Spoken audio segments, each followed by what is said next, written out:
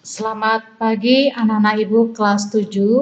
Hari ini kita masuk pada materi berikutnya, yaitu menelaah kebahasaan teks narasi atau cerita fantasi. Nah, dalam sebuah teks narasi atau dalam sebuah cerita fantasi, secara umum ada 6 kebahasaan yang kita temukan, yaitu menggunakan kata ganti orang. Yang kedua, menggunakan kata yang mencerap panca indera. Ketiga, menggunakan latar atau setting. Yang keempat, menggunakan kata sambung penanda urutan waktu. Yang kelima, menggunakan kata ungkapan keterkejutan. Dan yang keenam, menggunakan dialog atau kalimat langsung. Baik, yang pertama, menggunakan kata ganti orang atau pronomina persona. Pronomina persona. Nah, pronomina persona ini sudah pernah Ibu jelaskan pada materi sebelumnya, yaitu pada materi teks deskripsi. Kata ganti orang artinya kata yang dipakai untuk menggantikan nama orang. Ada 3 jenis kata ganti orang atau pronomina persona, yaitu pronomina persona pertama, kedua, dan ketiga. Nah, pronomina orang pertama tunggal menggunakan kata saya, akuku, yang jamaknya kami, kita.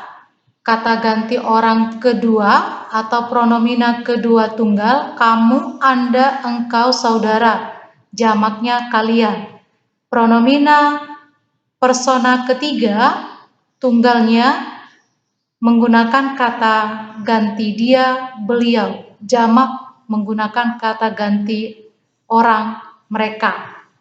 Nah, contoh dalam kalimat, di mana kita? Ardi bertanya sambil menatap tembok sekelilingnya yang memancarkan kemilau keemasan. Nah, kata kita di sini adalah kata ganti orang, yaitu kata ganti orang pertama jamak. Yang kedua, menggunakan kata yang mencerap panca indera. Mencerap itu artinya menangkap, ya, ditangkap oleh indera. Nah, ini juga sudah Ibu jelaskan, sudah kita bicarakan pada materi teks deskripsi. Nah, contoh pada kalimat, tolong, tiba-tiba terdengar suara Handi berteriak minta tolong. Nah, terdengar ini menggunakan kata cerapan indera pendengaran, untuk menggambarkan latar suasana menegangkan atau menakutkan.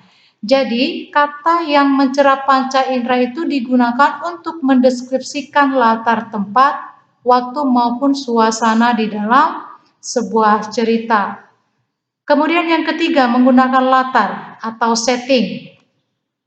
Nah, latar atau setting, langsung saja pada contoh kalimatnya. Materi ini juga sudah Ibu jelaskan sebelumnya ya, pada unsur intrinsik teks narasi atau cerita fantasi. Contoh yang pertama, minggu pagi yang cerah, menggunakan latar waktu. Minggu pagi yang cerah, Ardi, Handi, dan Dani berada di Candi Trowulan, latar tempat, Candi Trowulan, latar tempat. Betapa kagetnya mereka berdua melihat Handi berada di sebuah lubang dan hanya kelihatan tangannya. Kata kagetnya berarti latar suasana, yaitu suasana kaget. Suasana itu adalah keadaan ya nak ya. Kemudian yang keempat, menggunakan kata sambung. Kata sambung ini disebut juga kata penghubung atau sering disebut juga dia sebagai preposisi. Ya, preposisi. Penanda waktu urutan waktu, yaitu kata setelah, 2 tahun kemudian, akhirnya, dan lain-lain. Nah, contoh dalam kalimat, selesai Dani menyelesaikan kalimatnya, terdengar dentuman keras, selesai, penanda urutan waktu. Wow, 5 detik kemudian mereka terlempar di gerbang sebuah kerajaan. Kemudian, setelah itu dia terperangkap di warung Mbok Rimbi yang merupakan jelmaan iblis. berkawan dengan sekelompok semut hitam yang ternyata adalah segerombolan pencuri. Ini ibu kutip dari kalimat Nono si anak rembulan ya. Setelah itu menyatakan penghubung penanda urutan waktu. Selanjutnya yang kelima, menggunakan kata atau ungkapan keterkejutan, menimbulkan keterkejutan si tokoh di dalam cerita, yaitu kata tiba-tiba, tanpa diduga, di tengah kebahagiaannya, dan mungkin ada yang lainnya. Nah, contoh kalimatnya, tiba-tiba di hadapan mereka muncul laki-laki bertubuh kekar.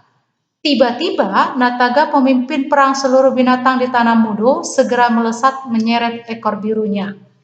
Dan yang terakhir, menggunakan dialog atau kalimat langsung. Kalimat langsung adalah kalimat yang langsung diucapkan oleh seseorang kepada orang lain. Kalimat yang langsung diucapkan oleh seseorang kepada orang lain. Nah, kalimat langsung memiliki ciri-ciri, yaitu kalimat kutipan merupakan pernyataan orang pertama, orang yang langsung diucapkan oleh si pembicara. Kemudian redaksi kutipannya asli, artinya tidak diucapkan kembali atau tidak hasil kutipan dari orang lain. Kemudian menggunakan sejumlah aturan tanda baca kutip dua atau petik ganda ya. Ada penekanan intonasi saat membaca kutipan. Kemudian menggunakan subjek saya, aku, kami. Nah, oke, begitu.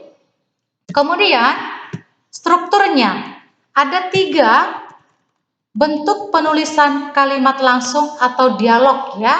Yang pertama diawali dengan pernyataan, tanda baca dan diikuti kata kerja yang diawali huruf kapital. Langsung saja lihat contohnya. Saya berusaha menjadi juara kelas dengan belajar tiap hari. Ini adalah pernyataan yang diucapkan subjek. Tanda baca, yaitu berikan dulu tanda koma. Kemudian tutup dengan petik penutup. Jangan lupa tadi dibuka petik pembuka ya. Nah, petik pembuka, kemudian pernyataan yang diucapkan subjek, kemudian tanda baca koma, tanda baca, lalu ditutup dengan petik penutup. Lalu diikuti dengan kata kerja yang diawali huruf kapital. Ardi menjawab agak terbata-bata, itu adalah kata kerja yang diawali huruf kapital. Yang mana huruf kapital? Yaitu kata Ardi A. Ya, bukan berarti karena hanya itu bukan nama orang ya, wajib diawali huruf kapital, tidak. Kalaupun tidak nama orang ini, tetap diawali dengan huruf kapital. Dan yang terakhir adalah diakhiri dengan tanda baca. Karena ini kalimat berita diakhiri dengan tanda titik atau intonasi akhir titik. Kemudian bentuk yang kedua yaitu subjek kata kerja diikuti pernyataan yang diucapkan subjek diawali huruf kapital. Kemudian diakhiri dengan tanda baca. Kita lihat saja contohnya. Ya, kita lihat contohnya. Ya, sebentar ya Ibu perbaiki ini ya. Oke. Nah, tanda baca. Contoh kalimat langsung saja. Ibu berkata dengan lirih. Subjek kata kerja. Subjeknya ibu, kata kerjanya Pak, berkata dengan lirih. Kemudian berikan tanda koma. Nah, koma. Kemudian buka petik pembuka. Diikuti dengan pernyataan yang diucapkan subjek diawali dengan huruf kapital. Kalian tidak menyia-nyiakan waktu. Perhatikan kalian, K-nya huruf kapital ya. Kemudian diakhiri dengan tanda baca dan ditutup dengan penutup, petik penutup. Itu bentuk yang kedua. Bentuk yang ketiga, bentuk yang terakhir. Dibuka dengan petik pembuka, diikuti dengan pernyataan yang diucapkan subjek diawali huruf kapital, koma, petik pembuka kata kerja, diikuti dengan subjek, koma, pembuka lagi, ya, kutip pembuka lagi. Oke, ini kita tutup dulu ya. Kita tutup dulu ini dengan ini tadi, ini salah ini sini. Koma, kemudian petik penutup. Petik penutup. Nah, kemudian lanjut ke sini, dibuka lagi dengan petik pembuka, diikuti dengan pernyataan yang diucapkan subjek. Ini merupakan kelanjutan yang pertama ya, kelanjutan yang ini. Lalu diakhiri dengan tanda baca dan ditutup dengan petik penutup. Perhatikan, dibuka dengan petik pembuka. Kita Ini petik pembuka ya, lalu dilanjutkan dengan pernyataan yang diucapkan subjek diawali dengan huruf kapital. Yang ini tuh. Kita harus membawa tas besar ini. K-nya huruf kapital, tadi diawali dengan huruf kapital ya. Kemudian kata kerja yang diikuti subjek. Kata kerjanya apa? Jangan lupa ya, koma dulu, berikan koma di sini ya. Kemudian ditutup dengan petik penutup yang ini tadi.